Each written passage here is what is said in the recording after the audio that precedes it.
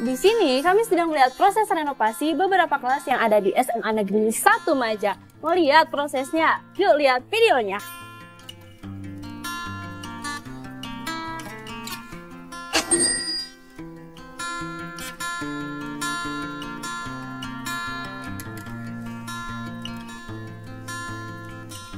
Kenapa sih kelas ini harus direnovasi? Tentunya kenapa harus direnovasi karena kelas ini sudah tidak layak, di mana banyak lumut, seringkali bocor dan juga lembab. Maka dari itu, program ini sangat membantu agar kegiatan belajar lebih aman, nyaman, dan menyenangkan. Sejak tahun 2021, kondisi ruangan itu papan tulis itu tidak bertahan lama karena akan mengelupas. Saking apa? Saking dinginnya, dindingnya lembab. Kami ucapkan terima kasih kepada Pak Gubernur dengan adanya program rehabilitasi ruang kelas ini. Dilihat dari sekarang sudah jauh lebih baik sehingga hasilnya diharapkan ke depan bisa dinikmati oleh masyarakat luas sehingga hasilnya jauh lebih baik dan bisa dirasakan. Kami melaksanakan kegiatan rehab semaksimal mungkin supaya manfaatnya diterima oleh sekolah dan masyarakat tidak mengecewakan. Pergi ke pasar beli kencur, pulangnya bersama Pak Us. Terima kasih Pak Gubernur, kelas kami jadi semakin bagus.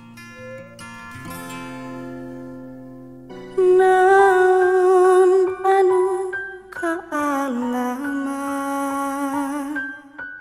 jalan hirup rak lakonan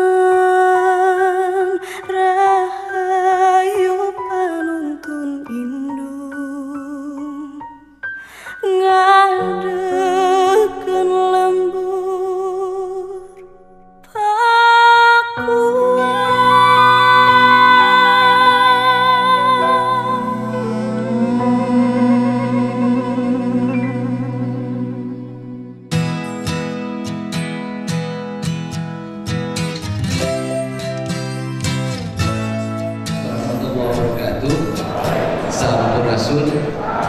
Bapak dan Ibu yang saya hormati yang berkumpul pada kesempatan siang hari ini, saya ucapkan terima kasih pada Ketua Apindo yang baru menantuan.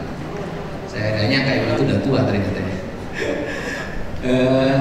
Intinya begini, saya selalu menggunakan logika bahwa memimpin itu nggak bisa sendiri. Pemerintah itu nggak bisa nyiapin lapangan kerja. Kenapa? Semakin pemerintah menyiapkan lapangan kerja dalam bentuk rekrutmen ASN, tenaga kerja P3K, atau tenaga kerja kontrak lainnya, maka akan semakin tinggi beban anggaran pemerintah. Kalau beban anggaran pemerintah semakin tinggi, maka pemerintah itu tiap hari ngurusin pemerintah. Saya katakan sekali lagi, pemerintah itu tiap hari ngurusin pemerintah. Apa? Gak ada yang diurus. Tiap hari bupati apel, habis apel rapat, habis rapat bubar. Gubernur tiap hari apel, habis apel rapat, habis rapat bubar. Sehingga kerjaan ASN itu adalah apel, rapat, bubar. Nah, saya termasuk sejak jadi gubernur belum pernah mimpin apel. Kenapa? Karena bagi saya mimpin apel itu kadang-kadang aneh. Apa keanehan pemimpin apel? Yang dimaki-maki, yang dimarahin, yang rajin apel. Yang tidak masuk kerja tidak pernah dimarahin. Tuh. Sehingga logikanya terbalik hari ini. Menurut saya sih gampang aja Pak Sekda kalau mau tegas sama pegawai. Pegawai yang tidak produktif, potong tunjangan kinerja. Tidak bisa hanya pidato. Pidato tidak akan menyelesaikan masalah. Bangsa kita ini semakin banyak dinasehati, semakin melawan. Bangsa kita ini caranya adalah harus dengan tindakan, itu prinsip. Nah, untuk itu apa sih yang harus dibangun? Yang dibangun adalah investasi. Bagaimana investasi? Ya harus ramah. Bagaimana caranya ramah? Perizinan harus cepat. Infrastruktur harus dibangun dengan baik. Pemerintah provinsi hari ini sangat konsen terhadap pembangunan infrastruktur, bisa dilihat baru 8 bulan saya memimpin. Setelah itu apa? Rasa nyaman dan rasa aman dalam berusaha. Kenapa? Saya itu ngerti tiap hari ngurusin yang begini. Bagaimana tiap hari ngurusin yang begini? Tiap hari manajer HRD ditekan oleh kelompok ini, ditekan oleh kelompok ini, ditekan oleh kelompok ini, ujungnya apa? Limbah. Itu pertanyaan.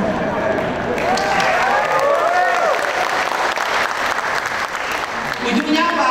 Rekrutmen tenaga kerja. Teriaknya hebat, wah, demi negara, demi Pancasila, demi rakyat. Setelah itu, jatahnya udah dikasih.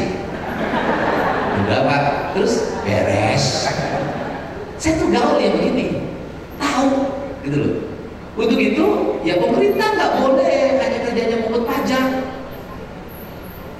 Pemerintah harus hadir memberikan rasa nyaman. Dinas tenaga kerja kabupaten kota itu harus sampai pada tingkat membuat layanan aduan bagi seluruh perusahaan yang ada di Jawa Barat. Dan saya mau buka PIC-nya. Saya akan minta staf saya itu buka WA khusus. Udahlah jangan pakai yang digital itu bohong. Lapor gubernur, lapor. Kalau lapornya doang, semua orang juga bisa. Setelah lapor mau diapain? Gak bisa. Saya katakan, gak bisa seluruh masalah ini diselesaikan dengan ini, Bang. Gak bisa. Harus ada tim teknisnya. Kepala Dinas Tenaga Kerja sombong. Kenapa? Lapor gubernur. Udah lapor, masalah. Itu gak berarti begitu turun ngadepin reman seperti itu. Gak jadi. Gak bisa. Ini harus diberesin. Pertama, mulai besok saya akan menyebarkan nomor WA pengaduan seluruh perusahaan di seluruh provinsi Jawa Barat pada nomor WA itu. Premanisme, ketenaga kerjaan, apapun di situ. Nanti staf saya khusus nangani itu. Khusus. Jadi gubernur ada stafnya, jangan biar apa? Biar cepat. Karena saya segala sesuatu cepat. Dari saya itu kenapa proses yang ada di Jawa Barat cepat? Misalnya saya parkirnya 30.000 Pak Gubernur, itu dalam waktu 5 menit besoknya udah ditangkap. Kenapa? Karena saya langsung kirim Pak Kapolda ada yang begini. Kapolda siap. Kapolres, Pak Gubernur saya digebukin anak di jalanan, 2 jam ditangkap. Pak Gubernur ini anak saya meninggal di jalan dicurigai, ini kelihatannya urusan geng motor, 3 hari ditangkap. Kenapa? Karena saya baca medsos. Saya baca medsos tiap hari, keluhan-keluhannya saya baca, kemudian saya langsung kirim ke Kapolda. Pak Kapolda mohon diatensi, Pak Kapolda Metro mohon diatensi. Itu cepat. Nah, ini yang akan saya gunakan untuk apa? Media sosial harus difungsikan sebagai kontrol sosial. Kontrol sosial bagaimana? Pemerintahnya nggak benar, kontrol lewat media sosial. Kemudian sistemnya tidak transparan, kontrol lewat media sosial. Layanan publiknya tidak benar, kontrol lewat media sosial. Jadi di media sosial jangan jadi media curhat. Aduh, ini pacar aku kok ninggalin aku ya. Dan jangan juga lah, saya tuh nggak setuju juga Pak, suaminya selingkuh terus divideoin. Janganlah. Kasihan anak-anaknya. Mohon maaf ya, janganlah itu pribadi. Udah, itu untuk urusan pribadi, kecuali sekda yang selingkuh baru. Kenapa? Dia pejabat publik Pak. Kalau bukan pejabat publik ya, tapi kan itu juga walaupun pejabat publik urusannya pribadi. Kalau saya sih pengennya janganlah, gitu loh. Jadi narasi kita kan orang Indonesia tuh walaupun ngomongnya hebat-hebat, orang Indonesia tuh kalau ngomong tuh oh amin banget. Padahal di media sosial tuh udah tahu orang Indonesia tuh senangnya pada 2. 1 pada seksualitas, 2 pada gosip. Kalau saya digerbek kan udah orang bebas. Tepuk tangan lah ya. Kalau Pak Sekda daripada lama bermedia sosial, Pak Sekda popularitasnya lambat, elektabilitasnya lambat, gampang. Bapak selingkuh sama pegawai, gerbek sama istri.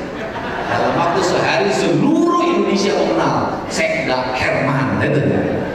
Nanti Bapak hidup dulu, turun dulu. Setelah itu nanti recovery oleh Bapak dengan kebaikan.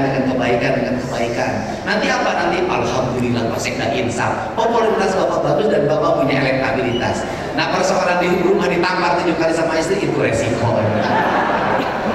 Nah, Jadi pertama adalah besok saya akan menyebarkan nomor WA layanan pengaduan multi problem industri, problem infrastruktur, problem layanan kerja, problem premanisme, problem penekanan dari lingkungan, problem pungli, semua cerita itu saya akan langsung punya tim yang jalan itu setiap hari biar cepat. Dan itu yang pertama. Yang kedua, pemerintah transparan, anggarannya udah diceritain, rekrutmen semuanya transparan. Saya juga minta dong perusahaan-perusahaan juga transparan. Jangan hanya birokrasi yang tidak boleh KKN, perusahaan juga jangan dong. Kenapa? Karena apalagi perusahaannya yang sudah go public, itu nggak bisa lagi dianggap perusahaan privat, sudah perusahaan publik. Transparansinya harus diketahui oleh banyak orang. Kenapa? Karena dia bukan miliknya sendiri, sudah milik banyak orang. Nah, apa yang saya inginkan, rekrutmen tenaga kerjanya, ketersediaan tenaga kerjanya juga disampaikan dong pada sistem yang kita miliki. Untuk apa? Jangan sampai Pemprov Jabar buka nyari gawe, semua orang melamar, yang melamarnya sudah 60.000, lowongan kerjanya kagak ada. Ya benar juga, aplikasinya nyari gawe, bukan dapat gawe. Jangan rusak saya nanti. Ini pertaruhan ini martabat, harga diri dan kehormatan seorang Deddy Mulyadi ini. Awas. Dan saya juga mau transparan. Perusahaan-perusahaan yang tidak mau mengumumkan lowongan kerjanya kepada publik akan saya umumkan secara terbuka. Kalau nanti punya dampak terhadap penjualan harga barang karena dianggap perusahaan gelap, tanggung resiko. Kenapa? Saya mau perusahaan di Jawa Barat yang memberikan dampak kemakmuran bagi rakyat Jawa Barat. Itu prinsip. Jadi saya terbaiknya ada galaknya. Nah, jadi semuanya kalau menuntut rekrutmen tenaga kerjanya transparan, ini adalah bagian dari negara modern yang disebut dengan transparansi. Kan kalau birokrat hari ini udah susah, kita ini sistem tender semua kita sudah terbuka. Ini harus dibuat. Kan jadi kalau demonstrasi menuntut kenaikan upah, itu manajer HR itu manajer personal itu paling menderita. Kenapa paling menderita? Batinnya pengen naik, sama dengan yang demo, tapi diperintah perusahaan untuk menghadapi yang demo. Makanya kalau demonstrasi ada panggilan. Sejak saya jadi anggota DPRD Kabupaten ketua komisi ini ada panggilan saya di demo 10.000 karyawan PT Indorama Polista. Saya tuh kalau ngadepin demo tuh gampang. Kamu nggak usah galak-galak, karena posisi kamu adalah karyawan. Bapak juga manajer personalnya, jangan galak-galak. Bapak juga sama karyawan. Besok Bapak dipecat juga, Bapak juga sama bukan juga. Jadi bagaimana ya, baik-baik aja kan, kalian ini diadu-adu aja sama bos kalian. Cari aja jalan tengah yang terbaik. Nah, ini yang ingin dilakukan sehingga kita berharap dalam waktu tidak terlama ini seluruh perusahaan sudah bisa menginformasikan lapangan kerja.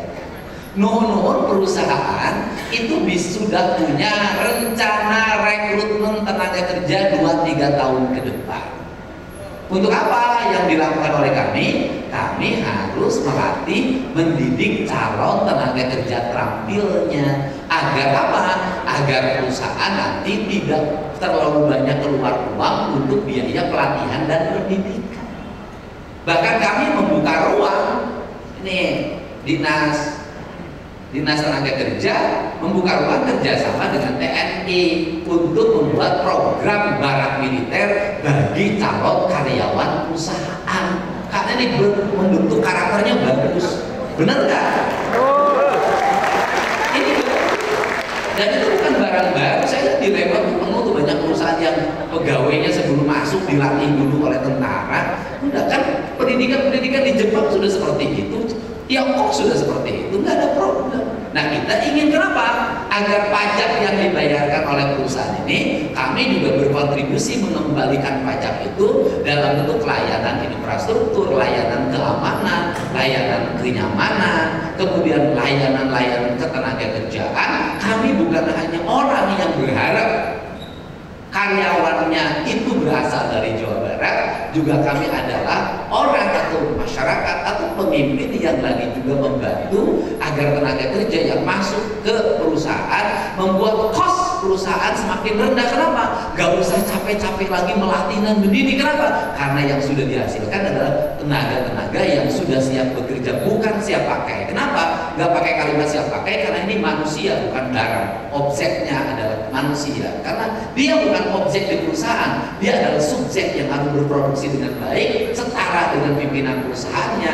Dia adalah pemegang saham dalam bentuk sumber daya dalam melahirkan produktivitas yang tinggi di bidang industri. Nah, ini yang menjadi fokus kita. Ini adalah fokus kita.